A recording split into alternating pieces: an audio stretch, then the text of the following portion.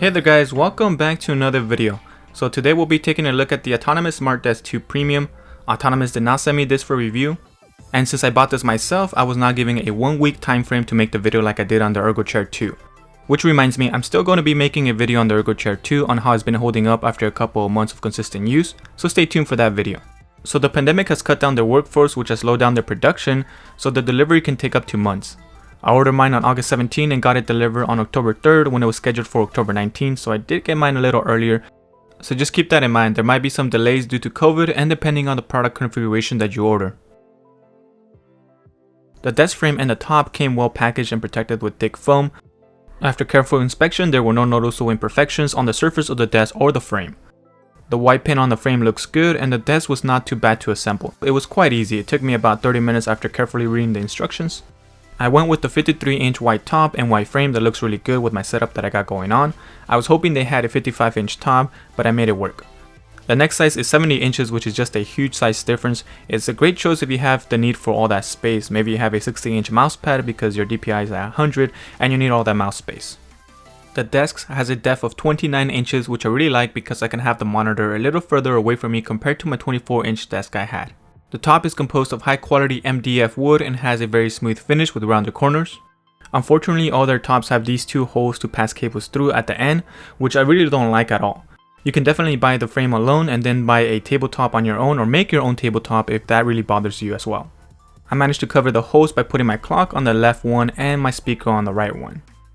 The desk has a thickness of 1 inch, so you can clamp a monitor arm and a microphone arm on it without any interference.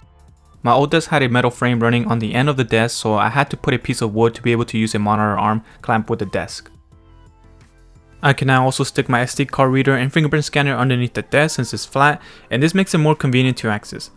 I was also able to place my headphone holder underneath the desk, and the paint did come off when I removed it to adjust the position of it so that I didn't keep bumping my headphones with my knee. So you have to be gentle when removing adhesive from the bottom of the desk. The electric motor power box for the desk has a spot underneath the desk with pre-drill holes, but you can place it anywhere else if you need that space to place a power strip or something like that. Both the home and premium desks come with 4 heights that you can save. This is great if you share your desk with someone else. You can configure 2 sitting heights and 2 standing heights. If it's just you, then you will probably only be using 2 of them. There are pre-drill holes underneath the right side of the desk for the controller, but you can drill your own holes on the left side if you prefer it there. To set and save the heights, first get to your desired height by pressing and holding down on the up or down arrow, then press and hold the mode button until the height number flashes. Then click on one of the 4 numbers that you wish to store it to. The steel leg frame for the premium desk can be raised 4 inches higher than the home one. It has a height range of 26 inches to 52 inches. This is perfect if you are very tall, and of course the higher you raise it, the more unstable it feels. My sweet spot is 29.5 inches while sitting down and 39.4 inches while standing up. The dual motor is very quiet at 45 decibels and it races smoothly. And this is what it sounds like.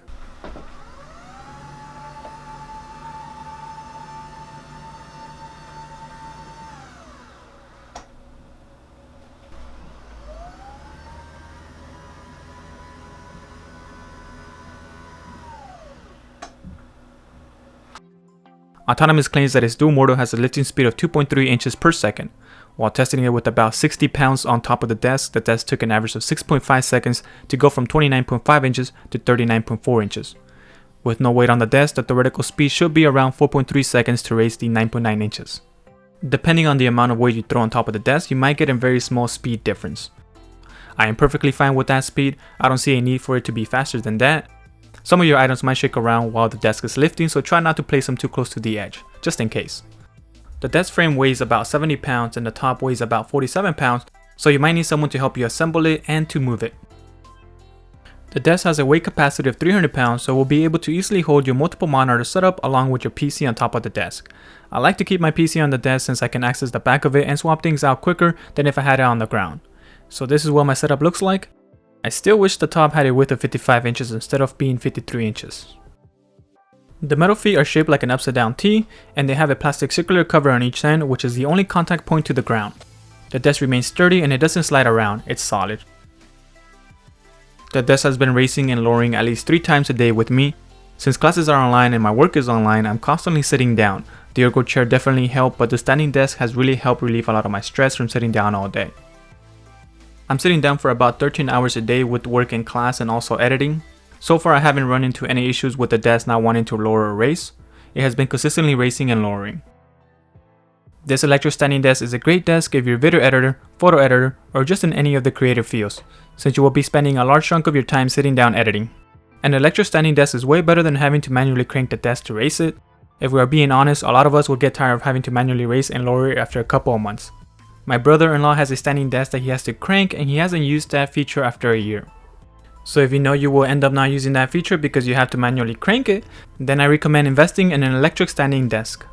And if you're a streamer, this will also be a good investment since you are sitting down for most of your day as well. It is so great to be able to play a couple of games sitting down, then press a button and have the desk raise automatically to your desired standing height so you can begin editing or browsing the web or just typing up an article. It is so nice, I really like it.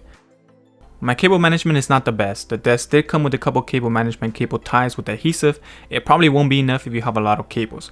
I would recommend some raised strips to hide a lot of those bulky cables. I ended up buying a pack of wide and short cable management clips on Amazon for a couple of dollars. You can always use Scotch tape if you want to save some money. So this is what my cable management ended up looking like. It isn't the cleanest, but it's way better than seeing noodles hanging on the end of my desk. I stuck my monitor's power brick underneath the desk using double-sided tape and also a power strip on the left side.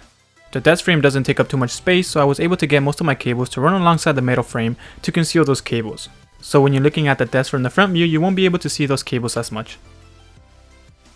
So I went with the premium one instead of the home office one to see what the actual difference was, but there really isn't much. The main difference is that you get 7 years of warranty instead of 5 years, and it has a wider height range.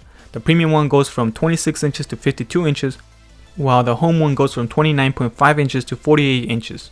So you do get a couple inches more. I don't really need that height range, so I pretty much paid $70 more for 2 extra years of warranty. I would say go for the home office one and save that $70 unless you are very tall and need that height of 52 inches. Overall, the desk looks great and works great, and it has definitely helped me reduce fatigue after long hours of sitting down in front of my computer. I would highly recommend it. I would recommend going with the home office standing desk if you're sitting down for hours daily. If you don't want to spend too much money, I would suggest just going with the frame and either buying a cheaper top or making your own if you know how. I left the links to most of the products that you see in this video in the description in case you're interested in any of them. Alright, so that concludes today's review. Thank you all for watching. Leave a like if you found the video helpful, subscribe for more tech related videos, and I will talk to you on the next one.